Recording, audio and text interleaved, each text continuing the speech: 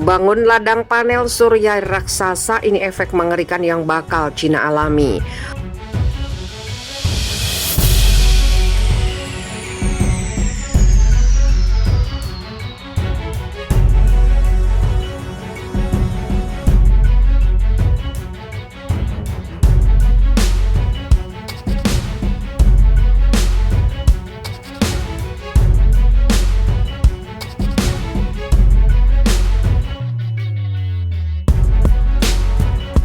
Ribuan panel surya membentang di atas ladang seluas 248 hektar di Datong Country, Cina Utara.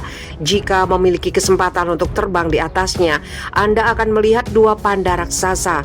Iya, dua panda raksasa, ribuan panel surya yang merupakan pembangkit listrik berkapasitas 100 MW. Itu membentuk dua panda raksasa, hewan asli Tiongkok. Panda Green Energy, perusahaan yang membangun ladang panel surya tersebut, menganggapnya sebagai citra harta nasional Cina. Dan tidak hanya di dalam negeri, Cina juga memiliki banyak ladang tenaga surya di negara lain di seluruh dunia.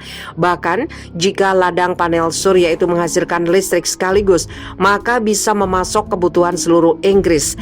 Pembangkit listrik tenaga surya terbesar di dunia saat ini berada di Gurun Tengger, Cina, dengan kapasitas lebih dari 1.500 MW.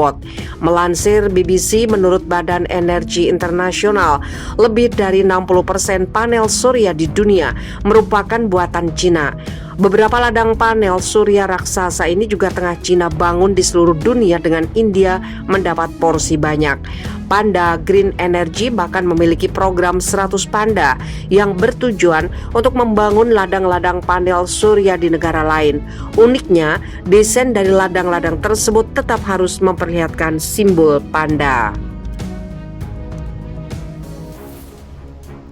Contoh ladang panel surya yang Panda Green Energy bangun di Fiji membentuk panda dan rugby. Sementara di Kanada, ladang panel surya mereka membentuk panda dan daun maple khas Kanada. Tapi program 100 panda bukan tanpa masalah.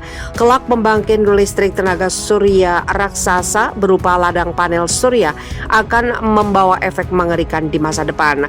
Dampak mengerikan itu adalah limbah panel surya, sebab panel surya hanya bisa bertahan sekitar 30 tahun, setelah itu harus diuraikan. Masalahnya bukan perkara gampang untuk mendaur ulang panel surya lantaran mengandung bahan kimia berbahaya seperti asam sulfat. Nah, Cina bakal mengalami ledakan limbah panel surya tiba-tiba pada 2040 mendatang, dan saat ini tidak ada solusi untuk masalah itu. Memang mungkin limbah panel surya bukan masalah yang sangat serius semacam limbah nuklir, tetapi tetap menjadi masalah ketika tidak memastikan ladang tenaga surya raksasa itu tidak menerapkan teknologi hijau ramah lingkungan.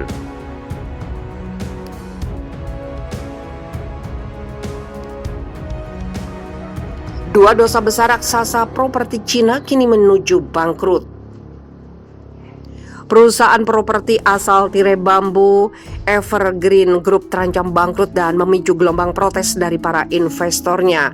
Melansir The Straits Times, para investor tersebut berdemonstrasi di depan kantor pusat Evergreen di Shenzhen, Cina pada Selasa 14 September. Para investor mengaku cemas usai perusahaan pengembangan yang sudah terlilit utang itu sedang berada di bawah tekanan luar biasa dan kemungkinan tidak dapat memenuhi pembayaran alias default.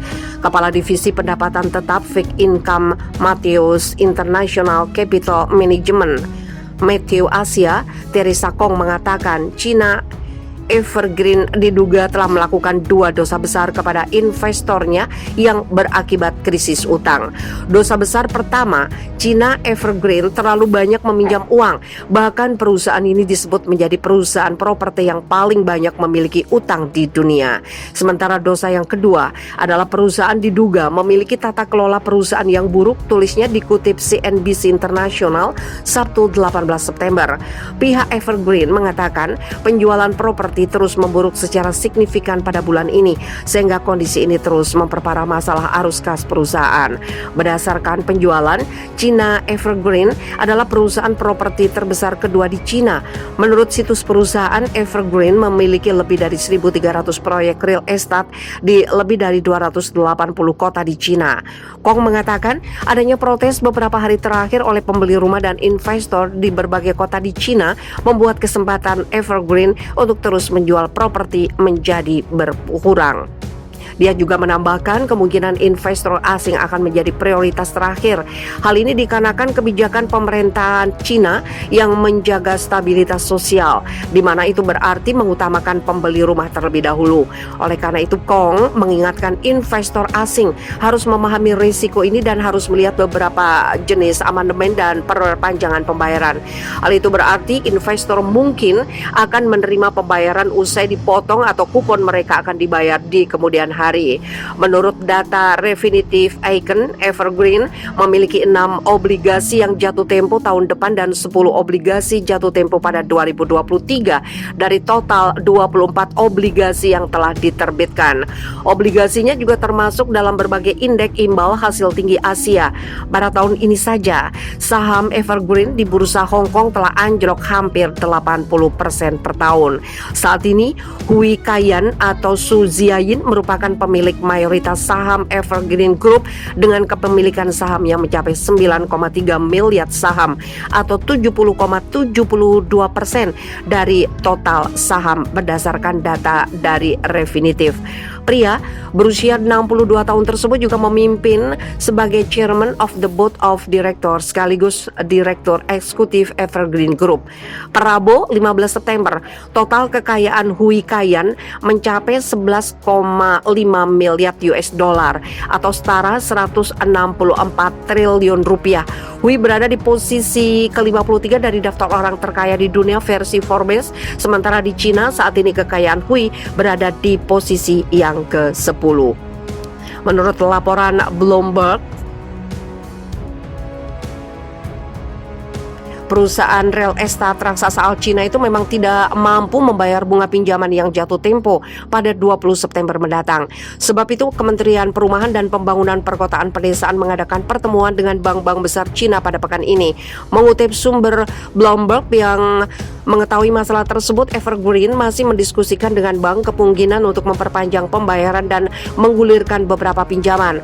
Regulator telah memperingatkan risiko yang lebih luas terhadap sistem keuangan negara jika kewajiban 300 miliar US dollar perusahaan tidak terkendali.